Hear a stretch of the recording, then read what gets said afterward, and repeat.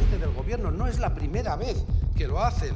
Les da igual ir en contra del sistema que hemos construido con tanto esfuerzo, les da igual ir en contra de la ciencia y de los expertos. Y desgraciadamente, como digo, no es nada nuevo, porque con sus socios de Vox llegaron a pedir la dimisión de Pedro Sánchez por decretar los estados de alarma del COVID. Es decir, pidieron la dimisión del presidente por salvar vidas. Patxi López entra con dinamita en el hemiciclo y deja temblando a Feijóo y a toda la bancada de la derecha.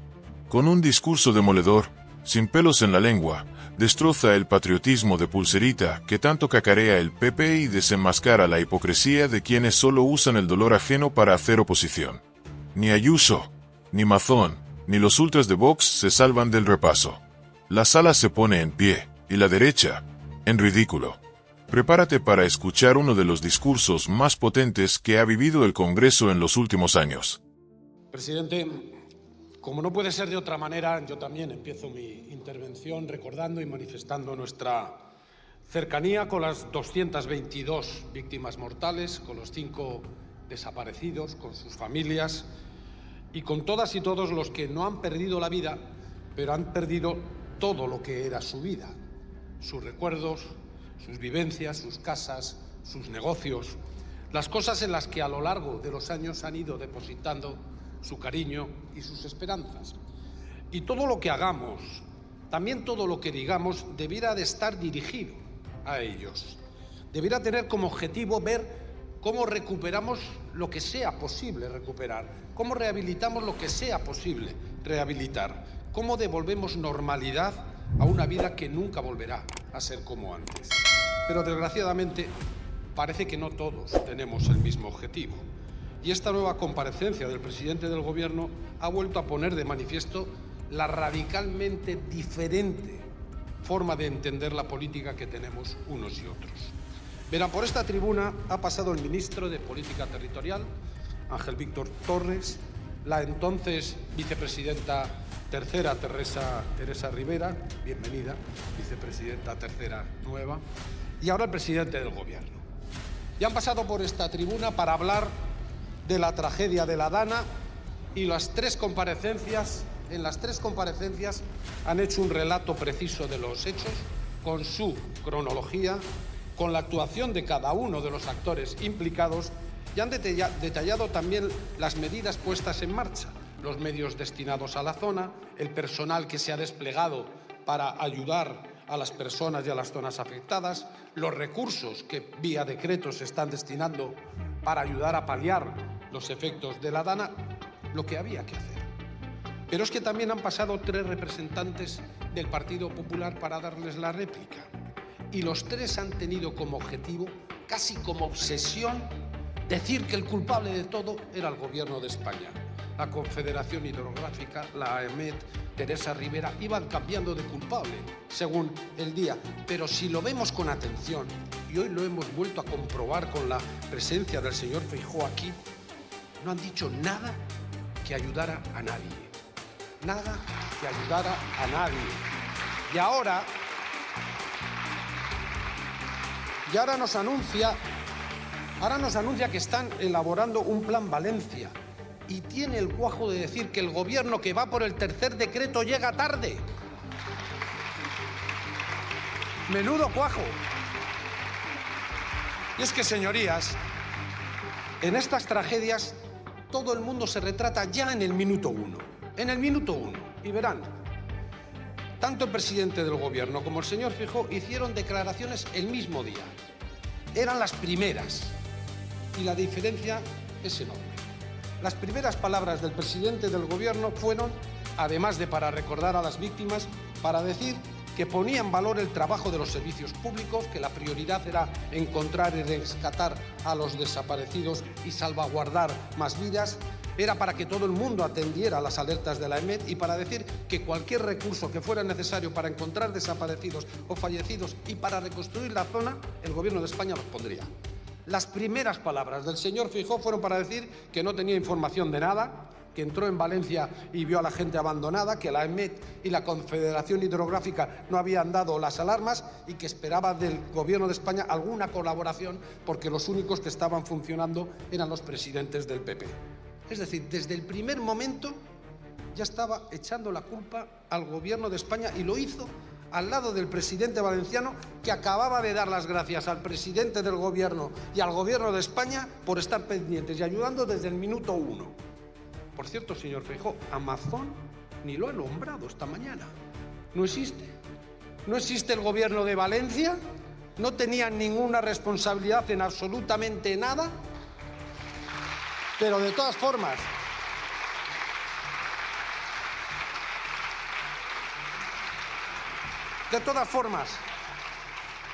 esa es la diferencia que ya quedó clara en el minuto 1, la que, como sentenció el clásico, en momentos de crisis diferencia a los inteligentes que buscan soluciones de los inútiles que buscan culpables.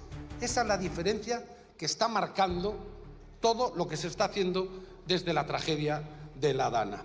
Porque ahí quedaron ya retratadas las dos posiciones, la de ayudar y la de culpabilizar. Y en su obsesión por culpabilizar, para alejar de su lado la responsabilidad o la irresponsabilidad de su propio partido, el señor Feijóo ha vuelto a cruzar unas cuantas líneas rojas más. Yo ya no sé si le queda alguna por cruzar. La primera cuando habla con tanta ligereza de que el gobierno debiera haber decretado el estado de alarma. Esa es la de manifestarse en contra de lo que es la España de las autonomías, de la descentralización del poder, del reparto competencial que hemos ido construyendo en los mejores años de nuestra historia. Porque cuando usted dice los días impares, eso sí, que había que haber decretado el estado de alarma para que el gobierno de España asumiera el mando, lanza dos mensajes. Uno, que Amazon no sirve, que hay que quitarlo, y ahí podemos estar de acuerdo, porque ha demostrado largamente que no sirve. Pero el segundo es que el sistema no sirve. Y eso es una, primero, frivolidad, porque, como digo, es contrario al modelo descentralizado de país que tan buenos resultados ha dado. Pero es que también es una temeridad, porque es contrario a todo lo que dicen todos los expertos en tratamiento de catástrofes de este tipo, que lo que recomiendan es algo muy de sentido común, que el mando tiene que estar en manos de autoridades cercanas a los hechos, porque son quienes tienen más conocimiento, más a pie de obra, más cercano, porque saben cuáles son mejor las zonas afectadas, cómo se puede llegar, y además son los que tienen en su mano la responsabilidad de los medios que con mayor celeridad pueden llegar a las zonas afectadas. Es decir, frivolidad y temeridad. Pero es que todo les da igual. No les importa utilizar los dramas humanos si con ello pueden atacar al presidente del gobierno. No es la primera vez que lo hacen. Les da igual ir en contra del sistema que hemos construido con tanto esfuerzo. Les da igual ir en contra de la ciencia y de los expertos. Y desgraciadamente, como digo, no es nada nuevo, porque con sus socios de Vox llegaron a pedir la dimisión de Pedro Sánchez por decretar los estados de alarma del COVID. Es decir, pidieron la dimisión del presidente por salvar vidas en este país. No se puede llegar más lejos.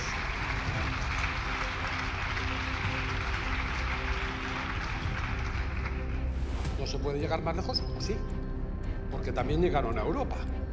Y esa es la segunda línea que cruzaron.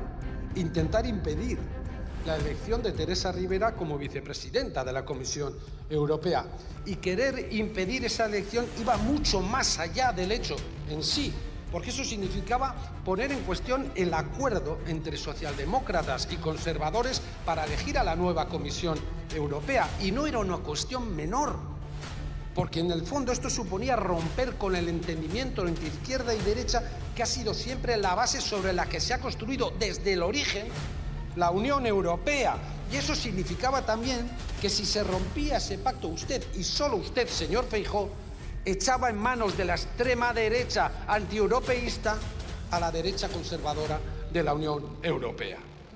Otra frivolidad y otra temeridad. Señor Feijóo, usted es un peligro para España y para Europa. Así que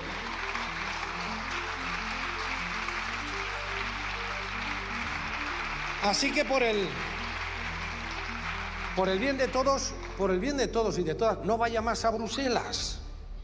Cada vez que ha ido ha sido para pedir que se perjudique a España, que no vinieran los fondos europeos, que no se aprobara la excepción ibérica, que no se avalaran las leyes que aprueba este Parlamento y ahora que no nombraran a Teresa Rivera vicepresidenta. En todas las ocasiones ha demostrado su gran patriotismo de pulserita y en todas las ocasiones ha hecho el mayor de los ridículos porque no ha salido ninguna de las posiciones que defendía. Y ya lo dijo Tarradellas, en política se puede hacer de todo menos el ridículo. Y señorías del PP, no lo van a hacer porque se les ve muy a gusto y a su líder el que más. Pero debieran abandonar esa forma de hacer política, esa utilización permanente del dolor para atacar al adversario político, esa querencia constante al insulto, a la descalificación. Y debieran de cortar el hilo que les une a la extrema derecha porque acabarán devorándolo. Sí, ríete, que ya te conocemos. Pero verán. No. Ya, pero es que no es para reírse. Porque ayer, desde su escaño, uno de los portavoces de Vox hizo la mayor exaltación de la dictadura que se había escuchado nunca en estas cuatro paredes. Y son esos discursos lanzados por odiadores profesionales los que alimentan a los que luego desfilan por las calles de Madrid en dirección a Ferraz, vestidos de negro y con antorchas encendidas, y lo mismo le gritan Gora Eta a un policía que canta en el Carasol, que amenazan a todo el que se le pone por delante. Y nadie que se considere demócrata puede permitir que se alimente, porque eso es lo que hacen estos discursos, el fascismo y el nazismo que quiere acabar con nuestra democracia. Por eso,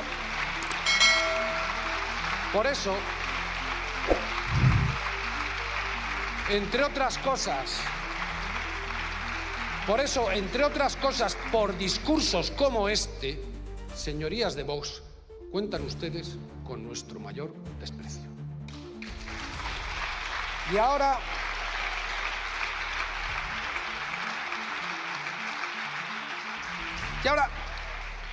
gritan eufóricos, solo el pueblo salva al pueblo, y suena muy bien y la gente lo compra, lo hemos visto aquí, esta mañana. Y no me extraña porque suena muy bien, porque es emocionante y porque sabemos perfectamente que el pueblo es absolutamente solidario y empático y que el pueblo se arremanga y ayuda al pueblo. Pero sin un Estado fuerte, solo se salvarían los de siempre. Si no hubiera fuerzas y cuerpos de seguridad del Estado, la UME, la Guardia Civil, la Policía, el Ejército, si no hubiera sanitarios y hospitales para atender a los heridos, si no hubiera profesionales abriendo las infraestructuras para que llegue el personal que está ayudando en la zona, si no hubiera profesoras, maestras, abriendo las escuelas para los niños que tienen sus colegios cerrados, si no hubiera decretos con miles de millones para ayudar a la gente, ¿quién se salvaría? ¿Quién? Por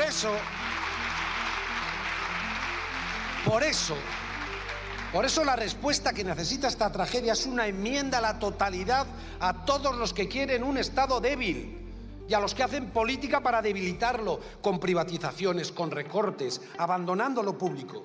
Y es también una enmienda a la totalidad a todos los que permanentemente buscan rebajas fiscales para los que más tienen, porque todo esto, todo lo que necesitan las personas y las zonas afectadas no viene de la caridad, no viene del aire, viene de los impuestos, Y por eso no es de recibo, por ejemplo, que la Generalitat Valenciana deje de recaudar 500 millones de euros por rebajas fiscales a los que más tienen y dediquen solo 250 millones a ayudar por la Dana. Como no es de recibo que los contratos que se han hecho con esos recursos se hayan hecho a dedo, y qué casualidad, casi 20 millones de euros a 3 empresas vinculadas a la financiación de la caja B del PP valenciano. Más de 4 millones a la empresa de quien fuera condenado por el caso de la Gürtel. Un contrato de emergencias a empresas en las que trabajó el jefe de gabinete del señor Mazón. Ahí sí que huelen las cosas a podrido. Y luego, sí, pero luego las quieren perfumar. Quieren quedar bien nombrando militares para los puestos de responsabilidad en la reconstrucción de las zonas afectadas, porque claro, como la culpa de todo es de la política, elijo a alguien que dice que no va a aceptar ningún tipo de directriz política. Pero eso sí, subiéndole el sueldo y eliminando el tope salarial para todos los altos cargos del gobierno de Mazón, como lo han hecho a través de un decreto de ayudas a la DANA. Eso sí que es una vergüenza.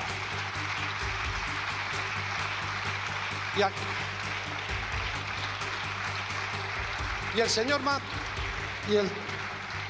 y este militar, el señor Gampanpols, escribió un libro, El arte de mandar bien, y decía que para eso se necesitan 3 cosas: querer, poder y saber.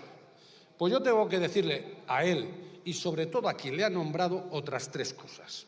Una, que además de eso, para mandar bien en democracia se necesitan votos, legitimidad, representatividad, leyes, diálogo y acuerdos. 2, que priorizar, como él dice, como usted dice, en la gente, en las empresas y en las infraestructuras, es en sí misma una decisión política. Y todas las demás decisiones que adopte serán políticas. Y en democracia, las decisiones políticas han de responder ante el control de los parlamentos. Y usted tendrá que hacerlo. Y 3, que ya vale. Que ya vale de desprestigiar a la política. Sobre todo porque por mucho que se empeñen algunos que tienen el poder por otras vías, solo tenemos a la política para cambiar las cosas. Solo tenemos a la política para transformar realidades injustas. Por eso yo hoy aquí quiero reivindicar la política, la buena política, la que busca soluciones y no culpables, la que busca el entendimiento y no la confrontación, la que escapa del insulto y defiende el argumento. La buena política que de la mano de este gobierno va a ayudar a recuperarse a las zonas y a las personas afectadas por la DANA. Muchas gracias. Muchas gracias. Patxi López no solo dejó sin palabras a Feijóo, lo dejó completamente al desnudo ante toda España. Su discurso fue una bomba de realidad que explotó en el centro del Congreso, desenmascarando el cinismo de la derecha que habla de patriotismo mientras sabotea a su propio país. Hoy quedó claro que el verdadero amor a España no se lleva en una pulsera, sino en los hechos. Y mientras Feijóo sigue vendiendo humo, la izquierda construye futuro. El Congreso estalló en aplausos y la derecha en silencio.